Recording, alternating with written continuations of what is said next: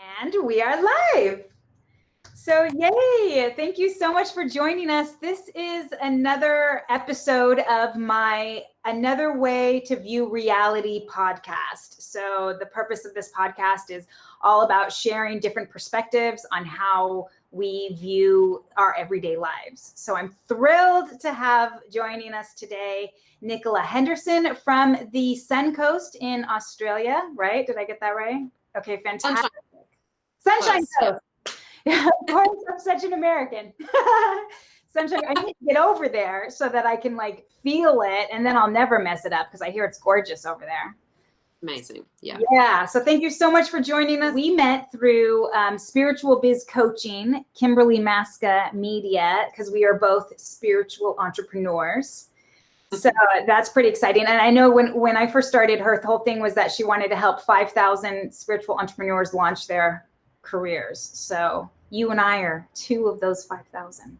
Indeed we are. Which yes. is very exciting. So why don't we start with just tell us a little bit about your background? Because I know you grew up in Canada and somehow you ended up all the way in Australia. So how did that come about? Tell us how you got to where you are today. Sure. So I grew up in British Columbia. I lived in Ontario for a while after I went to school, and I found myself in a space in my life where I had very little going on. And I had reconnected with my stepfather, and he had come to Australia and said, if you want to go for a year on a working holiday visa, I'll pay for your ticket, just get your life in order and we'll do it. And I thought, well, that's too good to pass up. So I packed up everything. I gave so much stuff away. I moved back home to the farm for a year just to like work 4 jobs and save as much as I could, and came away. And then after 6 months, I've worked in the automotive industry for my whole life until I left in December last year to pursue this dream. And I got a job in a dealership up in Cairns, so far north Queensland, for anyone who knows a little bit about Australian geography.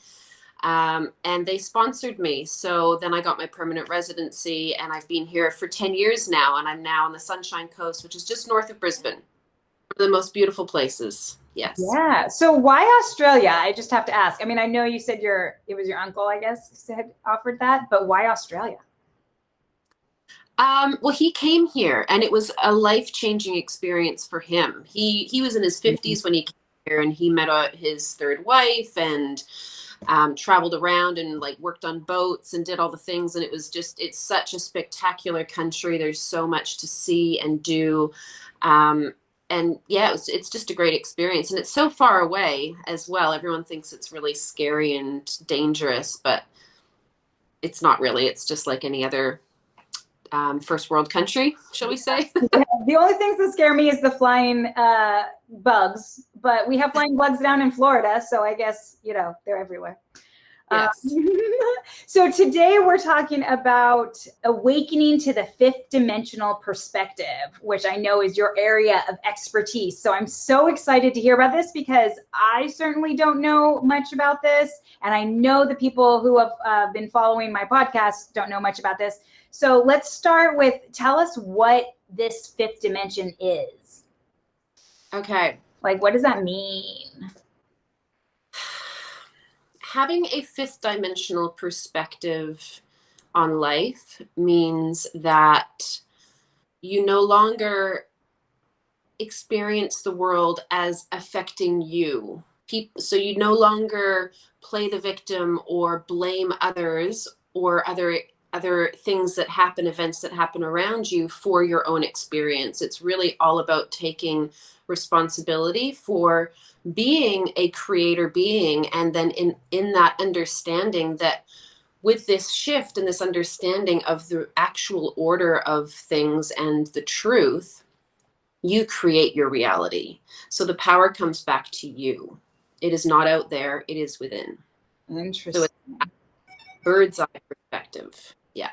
Okay, cool. And how did you make the jump from 3D to 5D? How did you even discover that?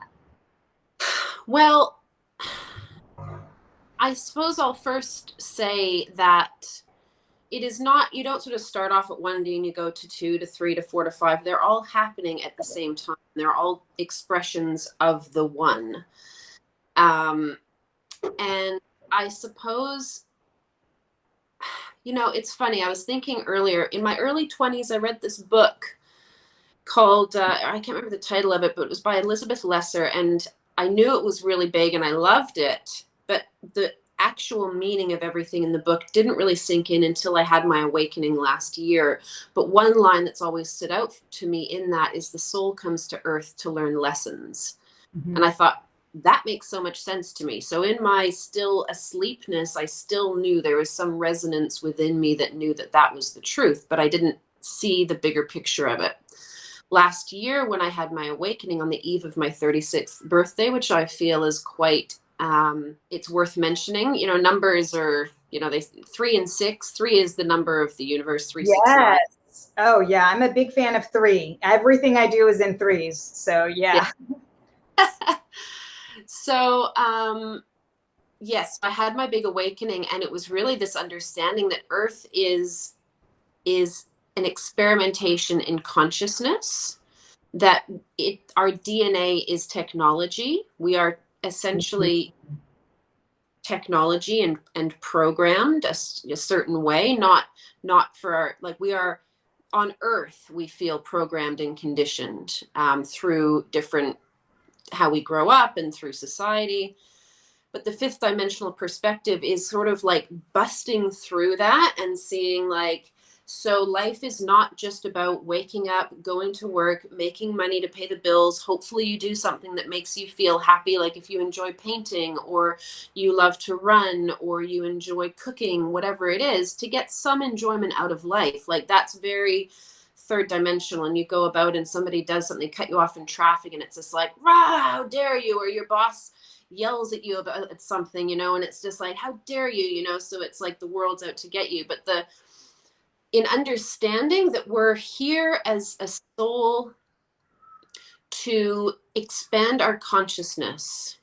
There are thousands of people waking up now. It is happening very, very quickly, and it has probably for the last couple years a lot. We've had this shift in consciousness. Gaia has herself ascended to the 5D frequency. Gaia, Mother Earth. Yes. Okay. Thank you. Yeah. Mama, another name for her. Yeah, that's your mama. That's my favorite name. Yeah. So it's really this understanding that, okay, so my soul chose to incarnate, and this is what I learned when I had my awakening. I chose to come here, and I've had body image issues my whole life. And as soon as I learned, I actually chose this body. It's mine. I get to own that. So if I chose this body, how can I hate something that I chose? Beautiful. Right? So it takes the power back to you. And it's I never fully understood what that meant, even after I'd awoken, take your power back. I get to own everything, but it's so instrumental in becoming the highest version of yourself, because as long as you're still blaming other people and events around you for your own experience, you're disempowered. Absolutely. Oh my gosh, I love that. That makes a lot of sense. That definitely resonates with me.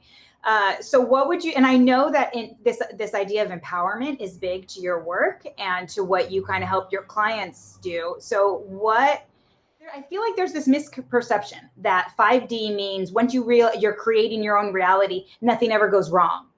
You gave the example of being cut off by cars, right? Yeah. So how would you explain that different? I mean, you kind of did in the empowerment idea, but what would you tell somebody who's totally new to this 5D concept? Yeah. What I would say is, first, to go very gentle on yourself, self-compassion, as you're starting to release old programs. It is incredibly important, because it's going to pop up. And as if you've heard about solar flares or this and that, it's this density, which is pain and trauma, and these shadows that live within us, they're being forced to the surface. And that's challenging.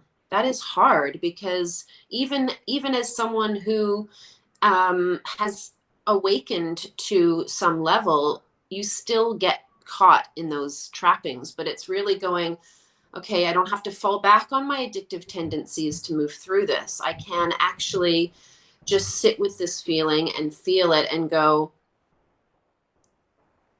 it's not, there's two sides of this. So there's one side in saying, there's this perspective that I do believe in, that when we get triggered by someone or something, it is actually an event that is being orchestrated between our higher self and someone else's higher self or super consciousness. Mm-hmm. To say, Nicola's got this thing that's sort of holding her down. She needs to see this part that needs to be worked on, and it worked through within her. So this person is the best person for the job. Often we get triggered. It's like, God, how are you so good at triggering me? You're such a dick. Oh my, like, how dare you, right? It's like this explosive anger and rage. So there's this, and there's a lot of empowerment in going, okay, all right, if I called this in, I can't blame this person for pissing me off so much. What is it that I need to see about this? What is this? So getting really curious, what is it that I've reacted to so strongly? How have they made me feel? Have they made me feel like a 6-year-old little girl that didn't get picked in gym class again or something? So there's that sort of owning experiences. But the other side of that is also owning how we react to things and being aware of the fact that you react so strongly to someone doing something and someone else is not going to react the same way. So when you look at that, it's like, so I have reacted this way because I'm traumatized in some way. Trauma is energy under pressure. It's something that's happened to us and we just lock it away in our body, and then something triggers it and it explodes. Yeah. So it's really about taking responsibility for our perspectives and being grateful. Experience of being triggered so that we can see more of where we've been conditioned and programmed in a way that isn't actually helpful anymore. So that makes that makes so much sense, because I think too there's still value to those old programs. Like a lot of people are like, well, if the point is to kind of transcend and awaken, then why enter this life unawakened? And yet there's so much value there. And like, how do you empower? So like in my work, there's the dualities, right? I use dualities to bounce off of in order to find the middle. So for me, if I didn't have that duality of being asleep, I would have never been able to awaken, because I bounce off the two. Yes. Yeah. 100. Yes. That is so beautifully put. And that is actually part of what 5D is. It is this balance and harmony. It is the middle point. Mm-hmm. So you come in terribly asleep. I have been steeped in illusion my entire life, and I had to go through all of that pain and have all of those experiences, so that now at the point that I'm at, it is so much richer to love myself. But if you come in loving yourself and knowing that you're one with all that is, what's the big deal? You've got no contrast. Mm-hmm. Yes. Mm-hmm.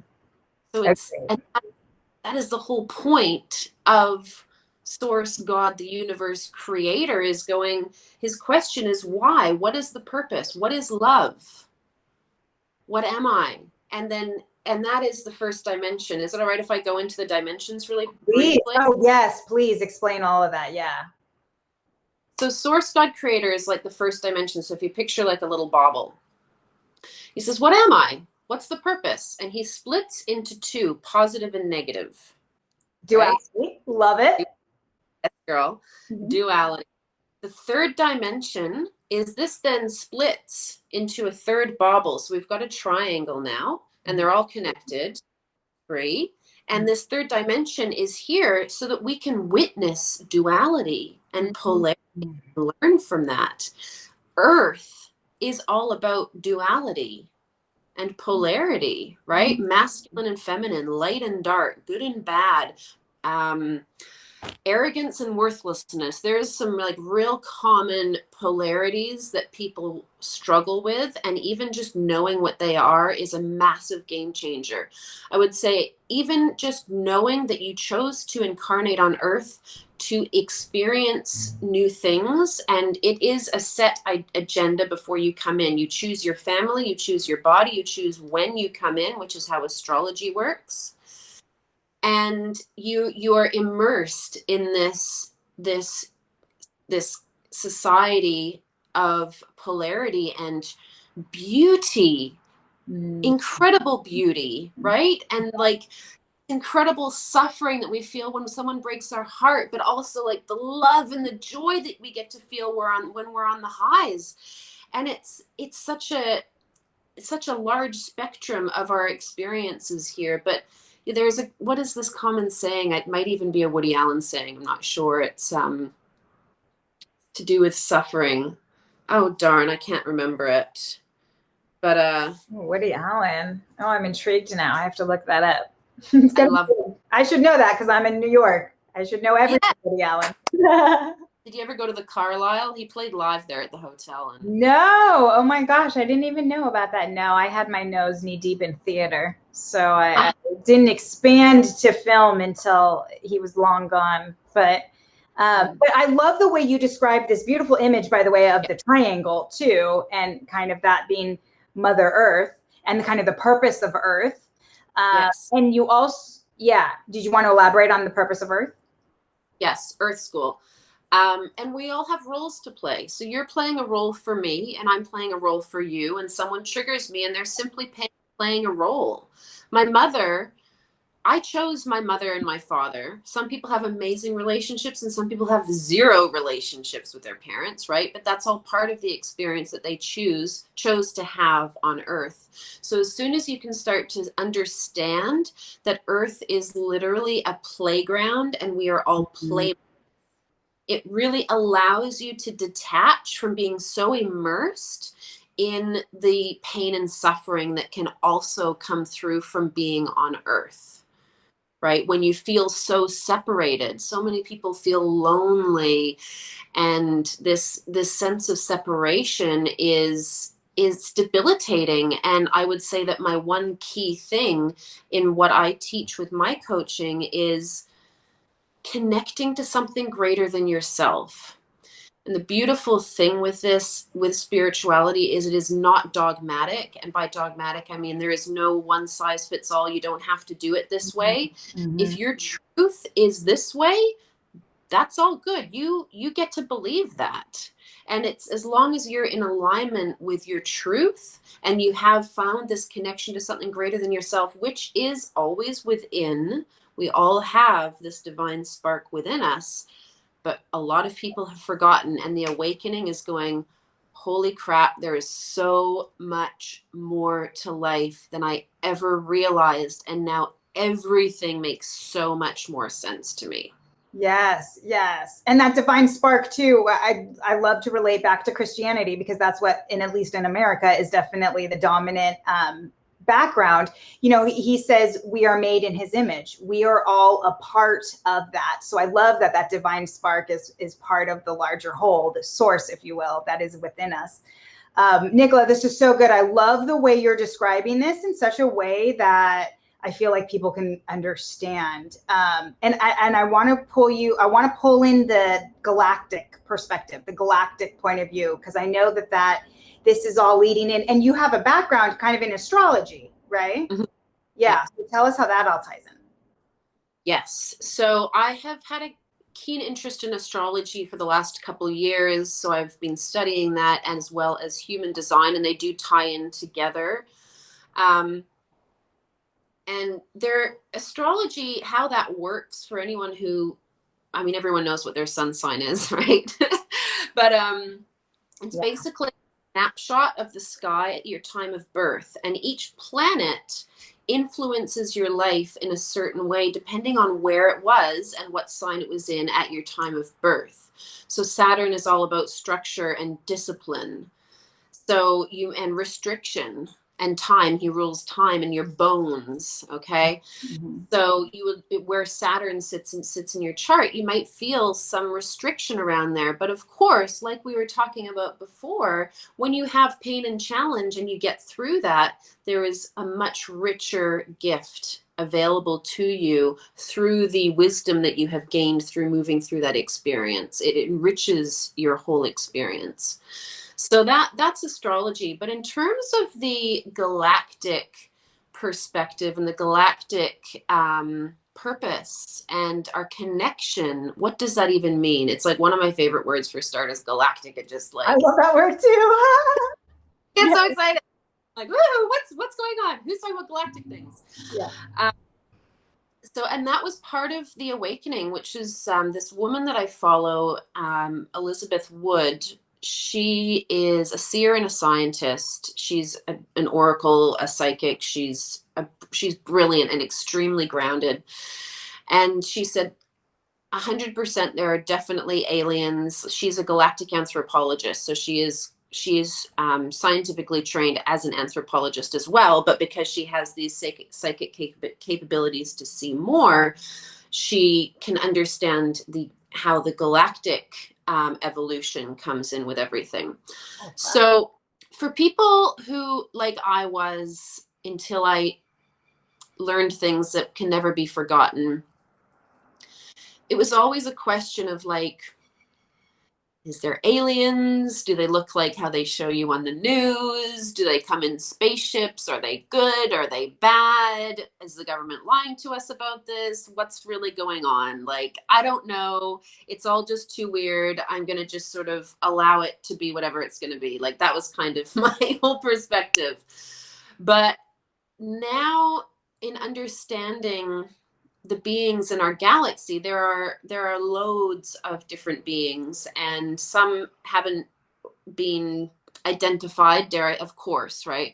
So in our galaxy we have, and I'll just list a few of them, we have the Palladians, the Arcturians, the Sirians, the Andromedans, the Alpha Centauri. So there's a lot you learned from like Elizabeth Wood's work. No. So once I watched that interview with her, where she sort of dropped all of these bombs, and I remember sitting on the couch and my jaw was just like, I was holding a glass of wine because it was the night before my birthday. Nice. 36. Yeah. 36. Mine's like blowing, and then I watched it again and I was like, oh my God, everything's different. Yeah. Didn't know it was an awakening at the time. That's the other thing. If anyone thinks they're going through an awakening process, it's kind of like your whole world gets thrown upside down and suddenly you want to quit your job and you want to do all of the things, and it's like very turbulent. And it wasn't until someone said to me, like, sounds like you're going through a pretty rapid soul awakening right now. I was like, huh. Is that what this is? Yeah. Okay, sure. And it was true. And you have multiple awakenings, by the way. Mm-hmm. So so she touched on it, and she touched on, because they're not all good. The thing about the universe is there's free will. The universe does not attach to good or bad. Mm-hmm. It says, go forth and experience. Show me the worst of the worst and the best of the best. And it just is. It's non-judgmental. Exactly. Yeah. Yes. I love that. That's a very 3D human thing to do, is judge things. Another mm-hmm. part of being in the 5D perspective is you don't judge anything, because you understand that everything is happening as part of a bigger picture. Yes. And you look at any bad thing that's happened in our history, and you can see it from a bigger picture, and what the positive is that's come from that. The most atrocious ever happened, you can always find that there was some bigger picture, just divine perspective to take from that, as opposed to just going, like, looking at it up this close and saying that is the worst thing that it could ever happen, right? Mm-hmm. So, and that's challenging for some people, but ultimately there is a lot of freedom in understanding that. And I dare say, and this is something that Elizabeth Lesser talked about in this book that I read so many years ago, which was one of the hardest things someone could ever go through, would be losing a child, right? Terribly, just throws everything in your world upside down. Like, how do you possibly come through that? But we do. And we come out the side of this and we find a much more deeper connection within ourselves and to all that is, right? There is so much growth to come through an awful experience like that. And that is the fifth dimensional perspective, is being able to zoom in from that. And to give a visual on that is, we talked about the triangle, right? So the three bubbles, 3D, 2D, 1D. Fourth dimension, it goes to a square, right? And fourth dimension, time. So when people talk about astral travel, doing these past life regression work as well, that is done in the fourth dimension. That is where we can move time through our imagination. And on that imagination, that is one of the only actual real things, is our imagination. What we identify as, what we believe, you know, how we've been conditioned, all of these other things that get imposed on us, not real. Imagination, real. Your community might already know that. I grew up doubting myself very strongly and just going like, what does that even mean? That's nothing. What's so interesting is that, you know, I work with artists, and artists use their imagination, and yet there's still so much doubt with that. And this is great because it ties into my last podcast, which was about past life regression, where she also talked about this idea of the power of our imagination. I mean, that's really where you talk about us being creators. That's where our creation is coming from. Like, I don't think you can minimize the value of one's imagination. No. And in terms of human design, we have 9 centers in our human design chart. And the top one, which is our head, it correlates. So it's the Kabbalah, Hindu chakra system, Western astrology, the Chinese I Ching, and something else. I never remember the 5th one. But in the chakra system, the head center, which is the crown chakra, is where we get our ideas and our inspiration. Not answers, though. That's where we ask questions, and where we get all of our inspiration. The answers come in through the root chakra in pulses. So, and in terms of manifesting, where we dream and we can set our intentions, manifesting is not that complicated. You just have to be in alignment and coherence. You set the intention, but you've got to feel it. That's where your heart comes in. The heart, incredibly powerful. It is a portal. Yes. Our heart is a portal. So, and it's a very safe place to travel from as well, because you're not actually leaving yourself. You're going within. And so when you have the two together, and then you set your intention, you plant your little seed, and then you let it go. Neville Goddard, he has lots of books, but one of them is called The Secret is the Feeling. And he has this little thing called going to sleep with a wish fulfilled. So you go to sleep every time before you go to bed, it's that feeling of a wish fulfilled. So, I love that. Yeah. And then also, not to minimize alignment too, because I do think that's a huge part of it, and kind of understanding that all things are connected and all things do have a higher purpose. And so, you know, if you start dreaming up things that are not in alignment with what, it doesn't work. You know what I'm saying? Like, if it's not in alignment with what am I trying to say? Do you know what I'm? Yeah, I do. And what that brings up for me is why the work is so important, because you might, for like 5 minutes or 30 or 10 seconds, set an intention or say, I want to do this thing, or I want to do this. But then for the rest of like the 24 hours and 55 minutes or 23 hours and 55 minutes of the day, you don't feel worthy. Yeah. Yes. Yeah. And all the chakras, I'd say too, that's what it is. It's got to be in alignment with with your entire being, and not in an alignment with your mind for the next 5 minutes, like you're saying. Yeah. And yes. And actually just aligning the mind and the heart is also just really not easy. I think that's where a lot of people go wrong. And I think they undervalue the power of the heart, as you say. And if those two things are not in total alignment, then it doesn't, the things that you're trying to create are temporary, or they're just not, it's not going to work the way that you want it to work. And then also I would say with the work I do, there's a lot of ego work that needs to be done, because if you're trying to do something for kind of the wrong reasons, that's not alignment. It doesn't work, so you've got to really understand why and what you're asking for, and yes. why you're asking for it. Yes. Yeah. And why you're asking for it, that is huge. Because if you struggle with feeling seen, and all of the things that you do is driven to try to be seen, you're barking up the wrong tree. If you don't value yourself, no one else is going to value you. Yes. Yeah, totally. You got to start with yourself. Yeah. You got to believe it first before you expect everyone else to believe it. Yeah, I think that's part of that feeling you're talking about. Yeah, I love that. And then, so just to tie in this galactic side again, you started talking about the Archerians. I don't know all the names, but so how does that tie into humans and where we are? Great question.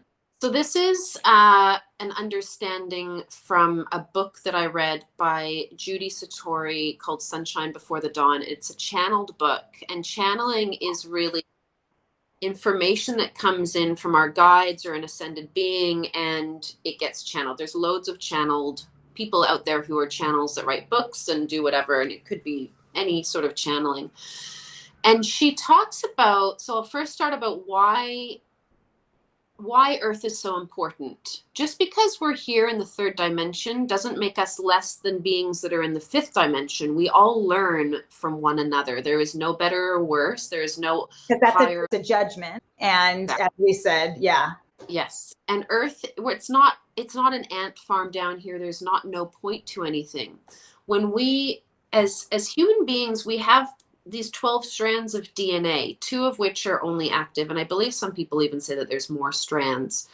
And the other strands are given as gifts from other beings in the galaxy. So Arcturians specialize they have very strong reasoning capabilities, and they work very well with the emotional body. Palladians are all about love and compassion. So it's a very healing energy. And with these 12 strands of DNA, they correlate with the 12 dimensions through the universe. So, for example, Earth is dimensional, ascending to the 5th dimension frequency. Sirius. So Sirius is an actual constellation in the sky, but the Sirians, they come from a 5th dimensional version of that, which we don't see. It's not like you could beam yourself to one of the stars in the constellation Sirius and be there. It is in a different dimension of that star system. Okay. And they're 5th and 6th dimensional. Lyra is 12th dimensional. So for a being in Sirius, a Sirian, to ascend up to the 12th dimension, they can't do that because their DNA encodement in their soul encodement only goes up to 5th and 6th dimension. They cannot reincarnate in a 12th dimensional planet to then move back to source. So the higher realms is past Lyra. So as a human being, we have the encodement. So someone from Sirius would incarnate on Earth. I believe I've had many, like thousands of lives on Earth myself, many through Atlantis. And we then have that encodement so that we can then incarnate through all the dimensions then. And it allows us, so if you think of it in terms of walking each other home, we're all ascending very slowly. Think of just like the millions and billions of people on Earth shuffling towards this higher state of consciousness ascension. So we're so important because of that. If not for us, they can't continue to ascend.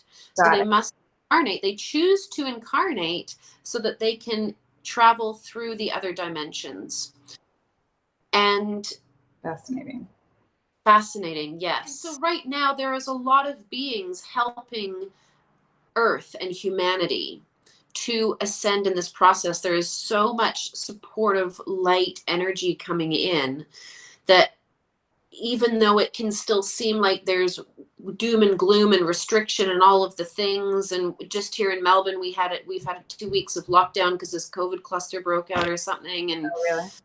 I mean, we've been extremely lucky here in Australia, but you know, it's all part of this crumbling of society so that people can remember how freaking amazing we are. The potential that each person holds within them is unimaginable, almost infinite potential. Got it. And I have bumps all over my legs right now in saying that. I cannot drive this home enough. If anything in this conversation has piqued your interest, consider that an activation. Everything learned is true. You cannot unlearn this, and your time is now. We need you to step up and be the light, and you don't have to do work in healing or counseling or coaching or Reiki or whatever to be a light worker. When you live in love, when you remember the magnificence of who you are and what you are a light worker, and you are contributing to humanity and to the universal heart. Humanity is one. We are all connected, no matter what. Hashtag we are one. Absolutely. I love that. It's magical. Yeah, that makes a lot of sense. And now I can totally see the galactic connection more than I ever have before, actually, because I think you described it really well. And which is great because your Facebook group, which I encourage everybody who's watching, I'm going to post the link. You're welcome to join Nicola's group. Is called Awakening Galactic Purpose, Yes. Which makes sense because all of our individual purpose, kind of what you're saying, is a galactic purpose. And their purpose, if you will, whatever is out there, is our purpose. We're all super connected. Super connected. Of that. And then it's also because, you know, so many artists, in my experience, people in general suffer from loneliness. And so it's like when you think of it this way, we're not alone. No one's alone. Like even on a cosmic level, we're just not alone in this. We're actually all building blocks growing together, which is really beautiful. Beautiful. It brings so much joy to my heart in learning all of this stuff. And I'm a Virgo. I'm very practical and pragmatic and analytical, but how this journey has made me feel, it has made me come alive. Even it's so wild and crazy that I believe that my fifth dimensional higher self is sitting on a spaceship outside Earth and sort of orchestrate my life and give me all these amazing things and these challenging things so I can grow. And I think that's a really important thing to remember. It's not about going up there. It's not about leaving your body and leaving Earth and waiting to like experience all this other grandness. It's the moment. It is the magic of this moment that we have here and now. It is being human being. Hu is another word for God. Human, God, man, right? Human. And it's really, there is so much head up, we can really screw ourselves up, right? The brain, aka ego, also ego, which is communicating through the brain. Yeah, totally. Ego. And I love that you do this work with ego because it's not about eradicating the ego. It's about having different conversations with it. Balancing it, managing it. Yeah.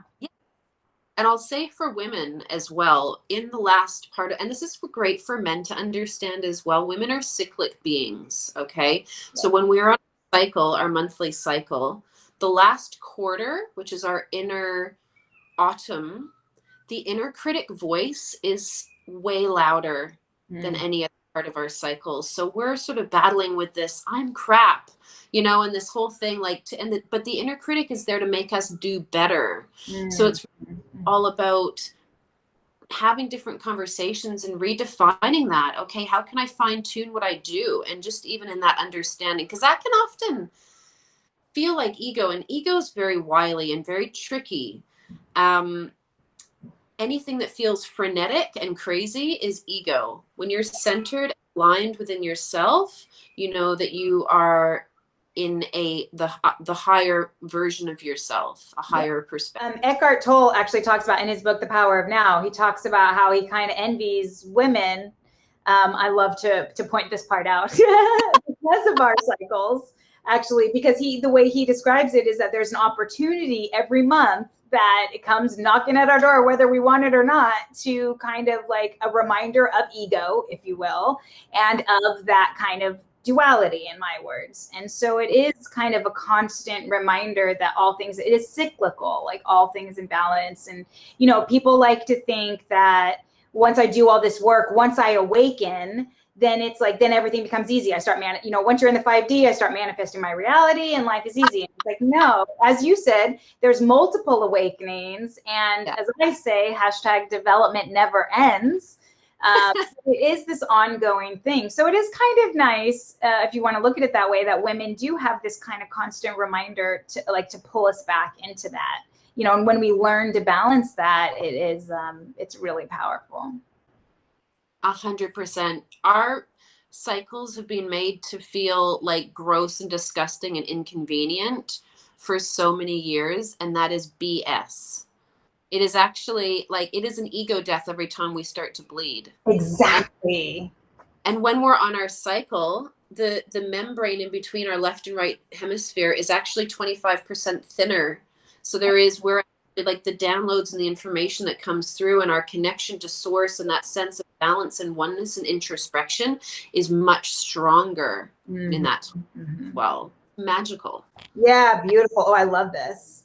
And that's the chaos of the feminine. I'll just add this really, we need to be contained, and the masculine is the container. We are the clam and the masculine is the clam shell. That's what women want. We want to be held because we can be so crazy, but we are always both. So it is an incredibly important practice for men and women to get more in touch with their inner masculine and inner feminine. And I'm actually going to put a little quiz up in my group around that so you can see if you're more masculine or more feminine.